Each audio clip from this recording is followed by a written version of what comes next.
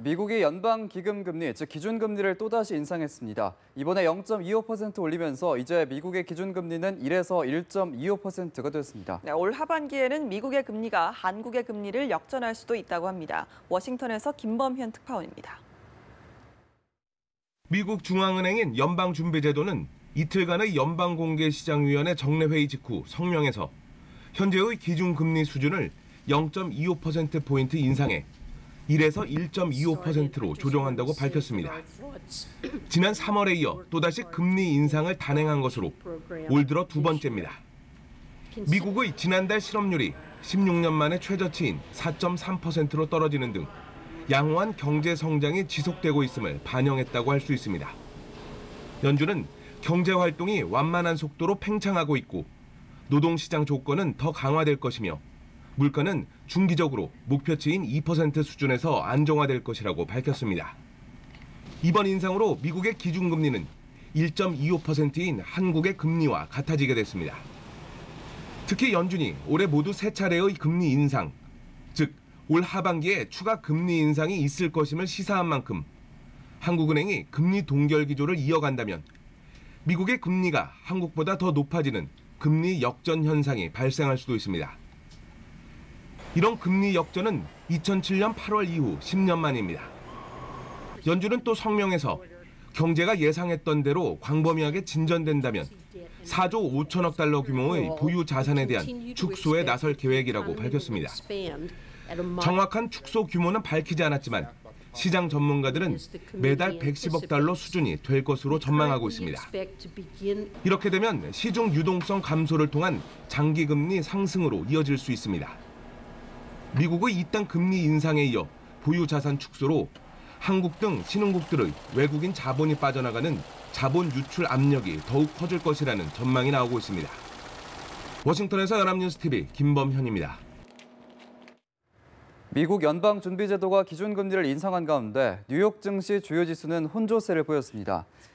뉴욕 증권거래소에서 다우존 지수는 전날보다 0.22% 상승한 21,374.56의 거래를 마쳐 장중 사상 최고치를 경신했습니다.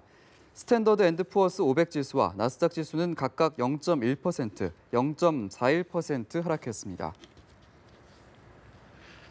영국 런던 시내에서 고층 아파트 건물이 삽시간에 타버린 화재가 발생했습니다. 네, 지금까지 12명의 사망자가 나왔는데 미처 대피하지 못했을 주민들이 많았을 수 있다는 우려가 나오고 있어 사망자는 더 늘어날 것으로 보입니다. 황정우 특파원이 전합니다. 런던 시내 24층짜리 아파트 건물에서 원인이 파악되지 않은 큰 불이 났습니다. I have over 200 of my firefighters and officers attending this incident. With 40 fire engines and a range of specialist vehicles. 화재 진압과 더불어 구조 작업이 진행됐지만 정확한 인명피해는 아직 확인되지 않고 있습니다. 불은 2층에서 시작돼 삽시간에 고층에까지 번진 뒤 건물 전체가 화염에 휩싸였습니다. 출동한 소방차들이 아파트 건물 앞까지 진입하지 못하면서 화재 초기에 큰 불길을 잡는 데 실패한 것으로 전해집니다.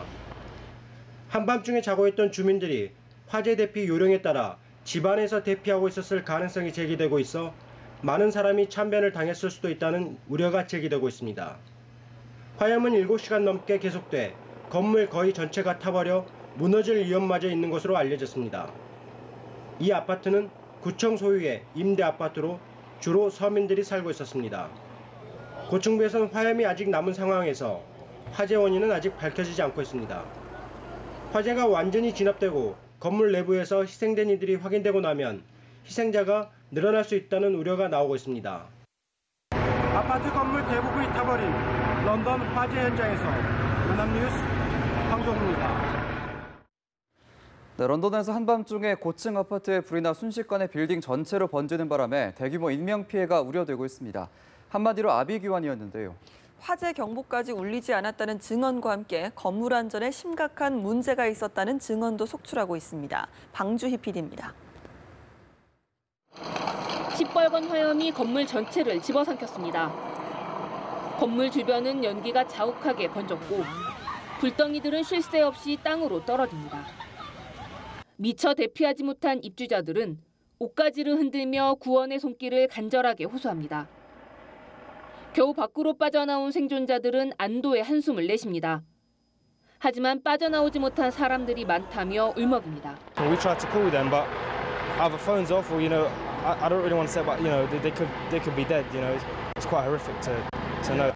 한밤중에 발생한 불이 순식간에 건물 전체에 번지는 바람에 고층 입주자의 탈출이 쉽지 않았을 것이란 우려가 나오고 있습니다. It filled the stairways. It was smoky when we got out. So, I mean, it's possible if people were on the upper floors, it might have been difficult for them to get down. Yes, definitely.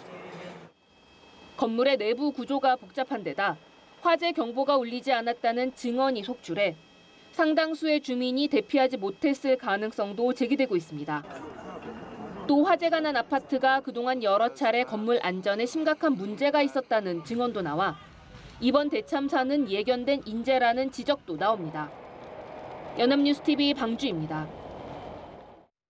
네, 미국 워싱턴 DC 인근 야구장에서 총격을 당한 공화당 하원 원내 총무인 스티브 스컬리스 의원이 긴급 수술 후 중태에 빠진 것으로 전해졌습니다. 스컬리스 의원을 수술한 매드스타 워싱턴 병원은 트위터에 스컬리스 의원이 중상을 입어 중태라며 다른 환자들은 안정적인 상태라고 밝혔습니다.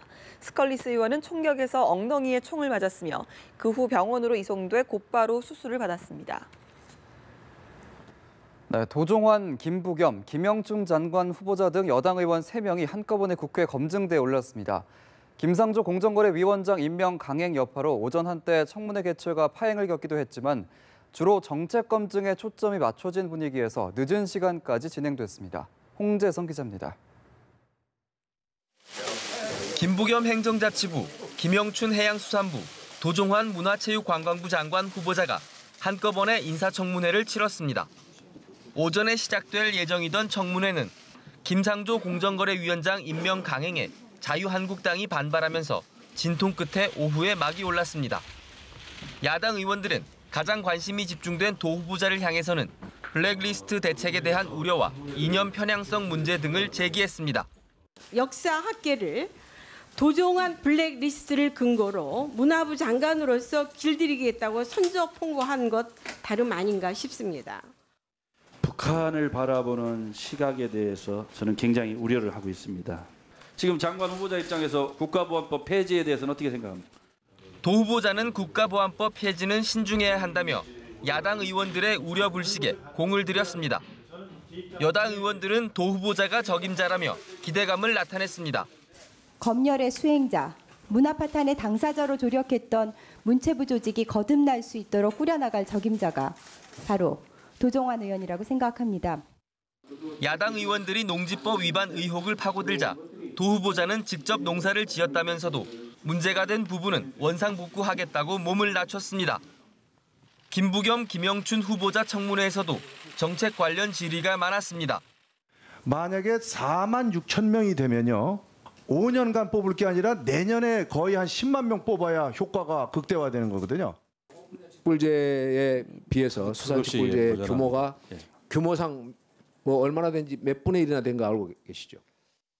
공통적으로 제기된 논문 표절 의혹에 대해 김부겸 후보자는 죄송하다고 몸을 낮췄고 김영춘 후보자는 직접 썼다며 의혹을 부인했습니다.